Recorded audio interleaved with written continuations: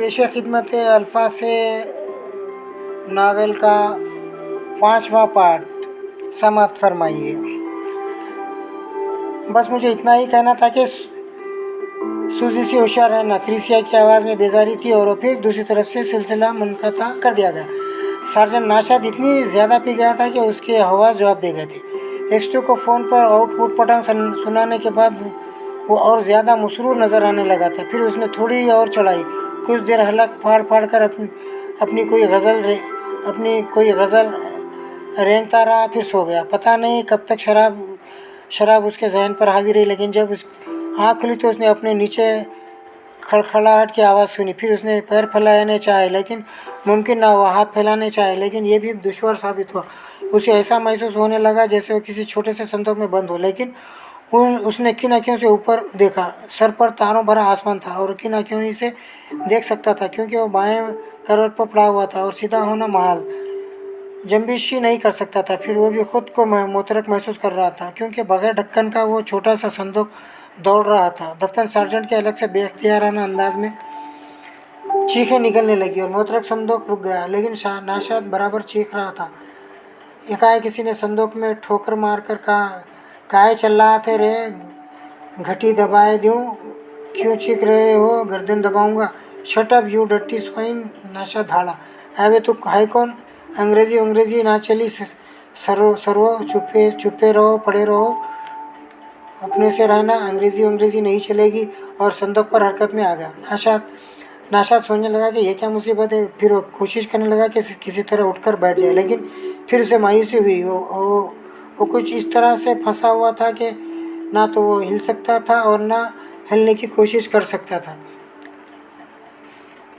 संदूक दौड़ रहा था और नाशाद का जहन हवा में उड़ रहा था। नशे से पहले के वाक़यात बहुत तेज़ी से उसे याद आ रहे थे। पहली सिगरेट, दूसरी, और फिर शराब नोशी। उसने जाफरी वगैरह के सामने एक्स2 को बुरा भला कहा था। और फिर दफ्तर जहन के धुलकों से कुछ मोटी मोटी से यादें उभरी। एक्स2 का फ़ोन भी आया था शायद, लेकिन इस नशे के तरंग में भी उसकी तौहीन करने की कोशिश की थी। नाशाद काँप गया और एक बार फिर उसे महसूस होने लगा जैसे उस पर गशी तारी हो रही हो। दफ्तर खरीफी कोई चीखने लगा, अल्लाह के नाम पर बाबा, अंधे गूंगे बड़े लाचार के लिए। संदूक रुक गया था। नाशाद ने महसूस किया कि उजाला फैल गया है। परिंदों की नींद इसी आवाज़ उसके कानों से टकराई थी। बाबा, नूर के टुकड़े, अल्लाह के नाम पर जग जग जियो, बच्चे आबाद रहें, अंधे गूंगे बहरे लाचार के लिए। ओ मियाँ फ़कीर, नाशाद ने हाँक लगाई, ज़रा मुझे निकालना तो इनाम दूंगा, मुँह मांगा। उसे अपनी आवाज़ से अजनबीत का महसूस हो रही थी। इसमें बहुत ज़्यादा घबराहट थी। गालिबन ये बेतहाशा पीने का असर था। अबे ड्यूड, आज क्या हो गया है तुझे? किसी संदूक में ठोकर मार कर जूते खिलवाएगा? Shut up you bastard son of bitch, Nashad दांत पीस कर घुराया। मुझे संदूक से निकाल, वरना बुलाता हूँ पुलिस को। दफ्तर उसने महसूस किया कि कोई उस पर झुका हुआ है, और फिर उसने किसी को कहते सुना, अबे तू कौन है, मेरा बाबा कहाँ है? जहन्नुम में, और तुझे भी जहन्नुम में पहुँचा दूंगा, वरना निकाल मुझे, नाशाद ने कहा। और चंद लम्हों के बाद उसने हल्की सी खड़खड़ाहट सुनी और उसके पैर खुद ब खुद फैलते चले गए। शायद इस तरफ का तख्ता गिरा दिया था। नाशाद नीचे खिसका और उछलकर खड़ा हो गया। उसके सामने एक शिकस्ता हाल नौजवान फ़कीर खड़ा था, और ख़ुद नौशाद भी कोई भीख मंगा से ही मालूम हो रहा था। उसके जिस्म पर एक ऐसा कोट था जिसके चिथड़े झूल रहे थे, और नेक्कर की साखत भी यही कहती थी कि वो कभी पतलून रही होगी। तू कौन है? अरे, नौजवान फ़कीर ने उसे नीचे से ऊपर तक घूरते हुए पूछा। तू कौन है? नाशाद ने उसे ललकारा। जग्गू का बेटा मदारी। तूने मेरे बाबा का क्या बनाया? उसके कपड़े तूने क्यों पहने? You अनफर्नल best. नाशाद भींस कर रह गया, लेकिन हकीकत है कि उसे गुस्सा नहीं आया था। उसका जहन तो इस फिक्र में उलझा हुआ था कि अगर किसी सनासा ने इस हाल में देख लिया तो क्या समझेगा। बोल, कहाँ है मेरा बाबा? फ़कीर उस पर झपट पड़ा। नाशाद शायद इसके लिए तैयार नहीं था। इसके लिए संभलना दुश्वार हो गया। फिर भी इसने इम्कान बचने की कोशिश की, और इसके घुटने ज़मीन से जा लगे थे। फ़कीर इस पर छा गया। नाशाद उठने के लिए ज़ोर लगाने लगा था, लेकिन फ़कीर खासा ताकतवर साबित हुआ। अच्छी तरह उजाला फैल गया था। सड़क पर आमदरफ्त शुरू हो गई थी। कुछ लोग ज़मीन बीच बचाव करने के लिए दौड़ पड़े, लेकिन इतनी देर में नाशाद का चेहरा दागदार हो चुका था। फ़कीर के बड़े हुए नाखूनों ने खासे नक्शो निगार बनाए थे। अचानक इस दौरान नाशाद की नज़रें बाएं जाने वाली इमारत की तरफ उठ गई। वो सन्नाटे में आ गया। फिर से इसका भी होश नहीं रहा कि वो पिट रहा है। बस एक बार उसने छलांग लगाई और मजमे से बाहर था। फिर वो अपनी पूरी कुव्वत से एक समय दौड़ने लगा। उसे अच्छी तरह याद नहीं कि वो कैसे अपने घर तक पहुंचा। न उसे घूरती हुई आंखें का होश था और न पड़ोसियों के एहतजाब ज़रदा चेहरों का। अलबत्ता एक आवाज़ उसके कानों में बराबर गूंज रही थी, मेरा बाबा, मेरा बाबा। और वह दरवाज़ा बंद कर लेने के बाद उसे ये आवाज़ सुनाई देती रही। फ़कीर जो उसके पीछे दौड़ता हुआ यहाँ तक पहुँचा था, दरवाज़ा पीट पीट कर चीख रहा था, साहब आपके घर में चोर घुसा है, डाकू घुसा है, कातिल घुसा है। लेकिन नाशाद अब इस हाल में दोबारा दरवाजे नहीं खोलना चाहता था। वो सीधा अपनी ख्वाबगाह में चला गया ताकि जल्द से जल्द कम से कम स्लीपिंग सूट ही डाल ले। लेकिन उसे दरवाजे पर ही ठिठक जाना पड़ा क्योंकि एक मंझला कुचला बूढ़ा उसका स्लीपिंग सूट पहने हुए मसीरी पर खर्राटे ले रहा था। नाशाद आहिस्ता आहिस्ता आगे बढ़ा। फिर एक लख्त उस पर टूट पड़ा। अरे बाप रे! बूढ़ा रो देने वाली आवाज़ में चीखा, कौन है बे तू? नाशाद उसके बाल पकड़कर झंझोड़ता हुआ बोला, अरे सरकार, मार डाला, बाल छोड़िए। अच्छा हुआ आप वापस आ गए। डर के मारे मेरा दम निकल जा रहा था, मगर नींद बड़ी अच्छी आई। जग जग जियो मालिक, अब मुझे जाने दो। नाशाद की गिरफ्त ढीली पड़ गई। बूढ़ा इसके हाथ हटाकर मसीरी से उतर आया। अब इनाम दिलवाइए ना साहब, बूढ़े ने मुस्कुराकर कहा। और नाशाद ने महसूस किया कि अंधा है। बूढ़ा कह रहा था, अबे कपड़े लीजिए और मेरे कपड़े लाइए, भला इन रेशमी कपड़ों में मुझे कौन भीख देगा। सारा मामला नाशाद की समझ में आ गया। ये लाजमी तौर पर एक्सट्रो का ही कारनामा था। यकीनन उसे उसकी तरफ से सज़ा मिली थी। एक बार पहले भी ऐसा हो चुका था। थोड़ी ही देर बाद नाशाद ने उसे रुख्सत कर दिया। उसे 10 रुपये के इनाम का वादा किया गया था, लिहाजा नाशाद को चुपचाप निकाल कर देने पड़े। अंधा बाहर खड़े हुए नौजवान फ़कीर को डांटता फटकता हुआ वहाँ से ले गया। नाशाद की समझ में नहीं आ रहा था कि अब क्या किया जाए। उसके पास एक ऐसी सनसनीखेज इत्तला थी ऐसी कि इससे एक्सटुलू के महातदन की गलती का गला भी हो सकता था। पहले तो वो दिल ही दिल में एक्सटू गालियाँ देता रहा। फिर सोचने लगा कि अगर वो मुलाजिमत से मुस्तफ़ी हो जाए तो ज़रूरी नहीं कि एक्सटू भी उसकी तरफ से आके बंद कर ले। वो तो हर जगह और हाल हाल में उसे सज़ा दे सकता था। बहरहाल वो जबरन खैरन उठा और फ़ोन पर एक्सटू के नंबर डायल करने लगा। हेलो, दूसरी तरफ से आवाज़ आई, शादात स्पीकिंग सर। नाशाद घिर गया। हाँ फरमाइए नाशाद साहब, कैसे मिजाज हैं? मैं कान पकड़ा और राग नगड़ कर माफ़ी चाहता हूँ जनाब। फिर इस तरह पियोगे? नहीं जनाब, कभी नहीं। मैं अपनी गलती तस्लीम करता हूँ, मगर मैंने कुछ काम भी किया है। अच्छा, जी हाँ, मैंने ससुरों को पैरामाउंट बिल्डिंग में देखा है। वो किसी खिड़की में था जहाँ एल्थ्रे & को का बोर्ड लगा हुआ है। अगर ये इत्तला गलत साबित हुई तो मैंने उसे वहाँ देखा था जनाब। अच्छी बात है। और कुछ? एक गुजारिश है जनाब को, इस वाक़े की इत्तला मेरे साथियों को ना होगी। दूसरी तरफ से आवाज़ आई और सिलसिला मुनक़ता कर दिया गया। नाशाद रिसीवर रखकर इस तरह काँप रहा था जैसे कभी पहाड़ी पर चढ़ दौड़ते दौड़ते दम लेने के लिए रुका हो। इमरान ने मालूम कर लिया कि एल्थ्रे & को फॉरवर्डिंग एंड क्लियरिंग एजेंट है, लेकिन ना तो एल्थ्रे की शक्ल देख सका और ना वहाँ सिसरोई का सुराग मिल सका। एक क्लर्क और चपरासी वहाँ मौजूद थे। फिर भी उसने लेफ्टिनेंट चौहान को इसी फ्लैट की निगरानी पर मामूर कर दिया था। तफ्तीश करने पर एल्थ्रे का जो हुलिया मालूम हुआ था यकीनन मुश्तबा था। इधर से फुर्सत हासिल करके वो सर सुल्तान की मुतजव्वा जो अब होश में आ गए थे, उन्होंने बताया कि उस दिन उनके ड्राइवर का भतीजा उन्हें ऑफिस पहुंचाने के लिए आया था, लेकिन उन्होंने पहले उसे कभी नहीं देखा था। इससे मालूम हुआ था कि ड्राइवर अचानक बीमार हो गया है। हालांकि इन्हें कर्नल नादर की गुमशुदगी की इत्तला पहले ही मिल चुकी थी, लेकिन उन्होंने इसी इम्कान पर गौर नहीं किया था कि ऑफिस जाने से कुछ देर पहले इन्हें कर्नल नादर की बीवी का फ़ोन मौसूल हुआ था। वो कह रही थी कि कर्नल नादर किसी गैर मुल्की लड़की को लेकर कहीं वक्त गुजारने गया है। उसने ये भी बताया था कि कर्नल नादर अपनी ख्वाबगाह में उस जापानी सीखा करता था। इमरान ने स्टेट बैंक की सेफ की कुंजियाँ सर सुल्तान के सुपुर्द करनी चाहिए, लेकिन उन्होंने कानों पर हाथ रख लिए। वैसे उन्होंने महकमे सुरक्षानी को ज़रूर हिदायत कर दी कि स्टेट बैंक के स्ट्रॉन्ग रूम की गहरी निगरानी की जाए। अफसूसी की फ़िक्र थी चूँकि इसके सिलसिले में तिरसिया ने उसे ख़बरदार किया था, लिहाजा वो इसे चेक करना चाहता था।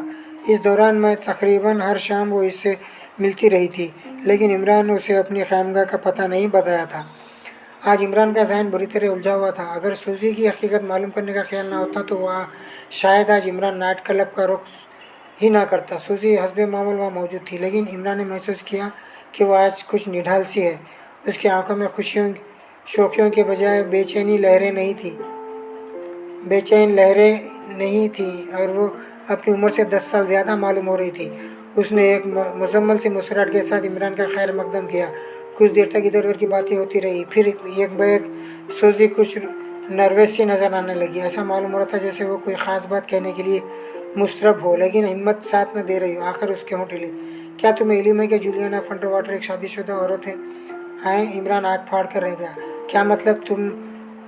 तुम उसे एक शादीशुदा औरत की हैसियत से नहीं जानती? हरगिज़ नहीं, वो कंवारी है, तुम मजाक कर रहे हो। वो शादीशुदा है, सूजी ने संजीदगी से कहा और अपने होंठ बेच ली। फिर आहिस्ता से बोली, वो तुम्हें अब तक धोखा देती रही है। वो कंवारी नहीं है। उसे खुद को जूलियाना एल्थरे लिखना और कहना चाहिए, लेकिन वो तुम्हें धोखा देने के लिए अपने नाम के साथ बाप का नाम इस्तेमाल कर रही है। अरे बाप रे! इमरान अपने सीने पर हाथ फेरता हुआ बोला, मुस्तराबाना अंदाज में बड़बड़ाया। जूलिया एल्थरे, खुदा उसे गारत करे, वो अब तक मुझे धोखा देती रही। क्या तुम उससे मोहब्बत करने लगे हो? हरगिज़ नहीं, कभी नहीं, और मुझे बिल्कुल अच्छी नहीं लगती। सूजी के चेहरे पर इत्मीनान की लहरें नजर आने लगी और उसने मुस्कुरा कर कहा, तुम उससे कह दो कि वो तुमसे मिला ना करे। मगर मैं ये क्यों कह दूँ? अगर वो शादीशुदा है तो मेरा इससे क्या ताल्लुक़? अगर नहीं है तो फ़ायदा क्या है? हो सकता है एक शरीफ आदमी की ज़िंदगी तलख हो सकती है। सूजी ने कहा, मिस्टर एल्थरे उसे खोना नहीं चाहते। अगर तुम उससे धुतकार दो, एल्थरे की ज़िंदगी बर्बाद होने से बच जाएगी, वरना एक शरीफ आदमी का खून तुम्हारी गर्दन पर होगा। इमरान बौखलाकर अपनी गर्दन टटोलने लगा। साथ ही उसके चेहरे पर इस किस्म के आसार नज़र आए जैसे वो खून की चिपचिपाहट महसूस कर रहा हो। नहीं, वो खौफज़दा आवाज़ में बोला, हरगिज़ नहीं। अगर वो मुझसे मिलना चाहेगी तो नहीं मिलूँगा। ना मानेगी तो उस पर शहद की मक्खियाँ छोड़ूंगा।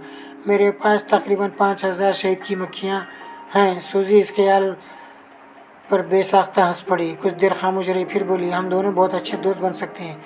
क्या आप बुरे हैं? इमरान ने पूछा। नहीं, ये मैं नहीं, यूं ही कहा है। देखो इमरान दोस्त, मैं भी अभी तक धोखा देती रही हूँ। हाय! इमरान आंखें फाड़ कर उछल पड़ा। तुम भी धोखा दे रही हो? ठहरो डियर, इतनी जल्दी समझने की कोशिश ना करो, पूरी बात सुन लो। मैंने धोखा एक नेक मकसद के हसूल के लिए दिया था। मैं सिर्फ ये चाहती थी कि मिस्टर एल्थरे की ज़िंदगी बर्बाद ना हो। मैंने आज तक मलैया की शक्ल भी नहीं देखी, हमेशा इसी शहर में रही हूँ। मिस्टर एल्थरे मेरे बास हैं। ओह! इमरान ने उल्लुओं की तरह दीदे ने दम घुमाए। हाँ, उन्होंने मुझसे दरख्वास्त की थी कि किसी तरह इमरान को मिस एल्थरे से जुदा कर दो। फिर उन्होंने कहा कि सिर्फ एक ही सूरत है कि उससे दोस्ती करो, फिर उसे अपने साथ लाओ। कहाँ लाओ, ये भी मुझे आज ही मालूम हुआ है। उन्होंने आज सुबह मुझे वो जगह बताई है। उनका ख्याल है कि वो तुमसे कोई ऐसी तहरीर लेंगे जिसकी वजह से तुम फिर कभी जूलियाना की तरफ से रोक ना कर सको। तो फिर चलो, मैं चल रहा हूँ, इमरान ने बड़े भोलेपन से कहा। तुम क्या सचमुच उल्लू हो? सूजी ने हैरत से कहा। नहीं, मैं एक शरीफ आदमी हूँ। तुम्हारे साथ चलकर मिस एल्थरे की गलतफहमी रफ़ा कर दूंगा। तुम पागल हो गए हो क्या? इतनी भी अकल नहीं रखते कि अगर तुम्हें देखकर मिस एल्थरे को गुस्सा आ गया तो क्या होगा? मैं उनसे साफ कह दूंगा कि मुझे मिस एल्थरे से कोई दिलचस्पी नहीं है। मैं तो रोड इंस्पेक्टर हूँ। तुम वाकई अहमक हो। लेकिन अगर तुम मुझे वहाँ ना ले गई तो मिस्टर एल्थरे क्या सोचेंगे? कुछ भी नहीं। जब मकसद ही हासिल हो गया है तो इसकी कोई ज़रूरत बाकी नहीं रही। मैं इत्मीनान दिला दूंगी कि अब तुम मिस एल्थरे से नहीं मिलोगी। वो तो मैं उस दिन समझ गई थी कि तुम्हें उनके ज़रा बराबर भी परवाह नहीं है। वो खुद ही तुम्हारी तरफ दौड़ रही होगी। मगर अब मैं सोचती हूँ कि वो हक बजाने पर तुम इतनी दिलचस्प आदमी हो और मुझे तो ऐसा महसूस होता है कि तुम हरगिज़ नहीं हो जो नज़र आते हो। हाय, क्या बात हुई? यानी कि मैं इमरान हूँ, अली इमरान, MSc PhD। तुम जो कुछ भी हो, लेकिन मेरे लिए बहुत पुरस्कार हो। खुदा की पनाह, बचपन में मेरी मम्मी भी यही कहा करती थी, लेकिन मैं इसे मजाक समझता था। आज तुम भी कमाल है। मगर तुम मुझे वहाँ ले चलो, मैं मिस्टर एल्थरे को मुतमईन कर दूँगा। नहीं जिद मत करो, ऐसा कभी नहीं होगा। होकर रहेगा, तुम्हें चलना पड़ेगा, वरना मैं यहीं शॉप के सामने खुदकशी कर लूँगा। खुदकशी अच्छा कर लो। सूजी हंसने लगी, मैं सचमुच कर लूँगा। तुम ये ना समझना कि यहाँ खुदकशी के लिए मुझे मटेरियल ना मिलेगा।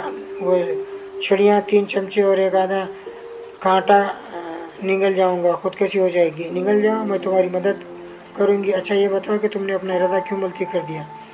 ज़ाहिर है कि तुम अब तक मुझसे इसीलिए मिलती रही हो कि मुझे अल्तरे के बताए हुए मुकाम पर ले जाऊँ। मैंने सोचा कहीं अल्तरे कोई गैर कानूनी हरकत न कर बैठे। औरतों की वजह से दुनिया में बहुत सी कष्ट तो खून हुआ है। एक और सही मोहतरमा सूजी, बकवास ना करो, तुम काफ़ी पियोगे या चाय? ठंडा पानी हर हाल में मुझे सुकून पहुंचाता है।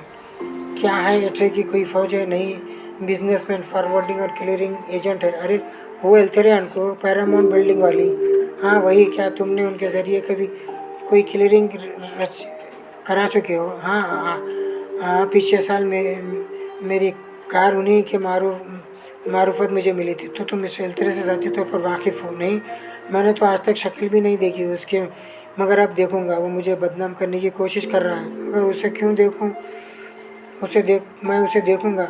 तुम अजीब आदमी हो। उसके दफ्तर में हंगामा बर्पा करूंगा, वहाँ उसकी ज़्यादा बेइज्जती होगी, वरना तुम मुझे वहाँ से ले चलो जहाँ उसने बुलवाया है। जाहिर है कि वो वहाँ तना होगा, लिहाजा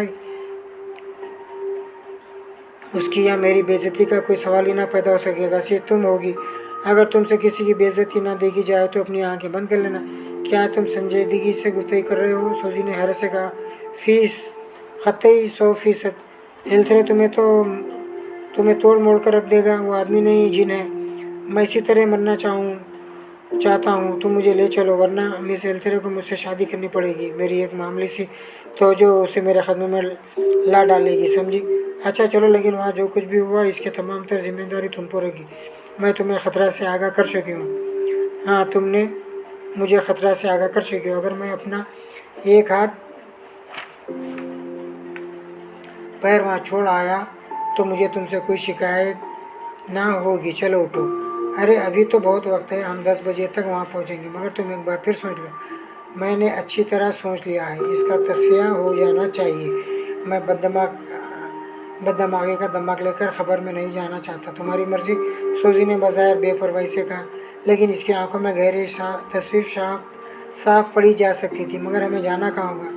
मॉडल टाउन हेलियो मॉडल टाउन हेविलशियम लॉज, सूजी ने गालिबन बेख्याली में कहा, और फिर इस तरह चौंक पड़ी जैसे नादास्तगी में कोई गलत सर्दी हो गई हो।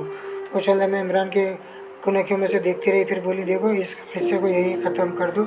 मुझसे बड़ी गलती हुई कि इसका तस्करा कर ले बैठी। मैं मिस्टर एल्थरे को दूसरी तरफ भी टाल सकती हूँ।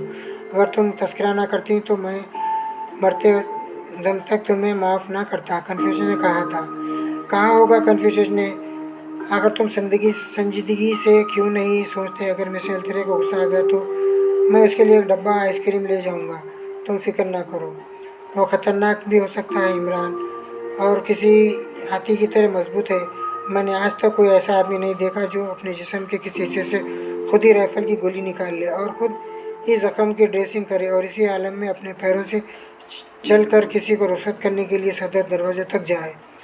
वो तो क्या अल्थरे ऐसा ही है? हाँ इमरान, मैं झूठ नहीं कहती। परवाह मत करो। बचपन में एक बार मैंने तोप का गोला निगल लिया था, और अब शहजादों की सी ज़िंदगी बसर कर रहा हूँ। ये यहीं रोक रहा हूँ, और आगे समाप्त फरमाइए आप कहानी का बाकी हिस्सा।